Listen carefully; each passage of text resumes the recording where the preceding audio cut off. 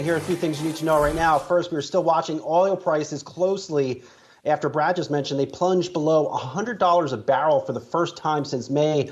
Prices you're seeing have rebounded just a little bit, but Brad, it's interesting now to see Wall Street start to push back on this view that oil prices have now started some form of protracted plunge. Got to highlight some new commentary out of Goldman Sachs' oil analyst Damien Carvalho, friend of our show, noting that while the odds of a recession are indeed rising, it is premature for the oil market to be succumbing to such concerns. And Brad, this is, I think the predominant view in the oil markets right now, until we see demand destruction, until consumers say, you know what, I'm riding my bike to work instead of taking my SUV, and you see gas prices pull back accordingly, a larger move lower in oil prices and gas prices is unlikely.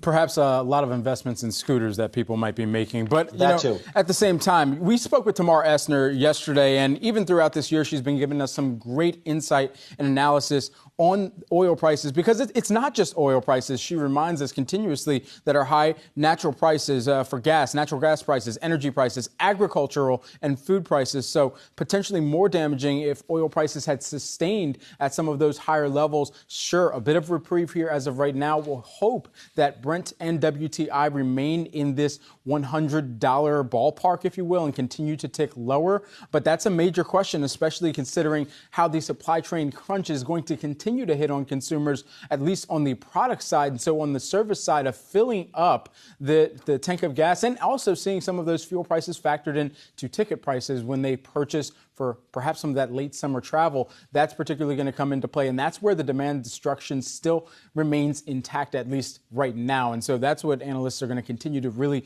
wade through to see where consumers, where their confidence, which has been waning, where that spending, which has been so focused on being able to fill up the tank of gas, where that starts to impact the economy more broadly, and how companies also have to continue to pass on costs to them in this interim period of time. Yeah, it's be careful what you wish for, Brad, because if you do see sub $90 a barrel oil, a lot of pros think we might be in a recession. So be careful what you wish for there. And I don't find it surprising at all that yesterday you saw really the market had a challenging session for most of the day. I know we saw that big reversal into the close, but still a challenging session on this oil price drop. And that fed recession fears. In a perfect case, you get oil in that $100 to $110 a barrel range. That would perhaps signify we are past that first half soft patch in the economy. So again, lots to watch for here. But we're also seeing pressure on shares of Chevron, Exxon, even a driller like Transocean. Just not Occidental Petroleum, Brad. I know you've been flagging that stock recently in recent weeks. Of course, Warren Buffett buying more shares in that name earlier in the week.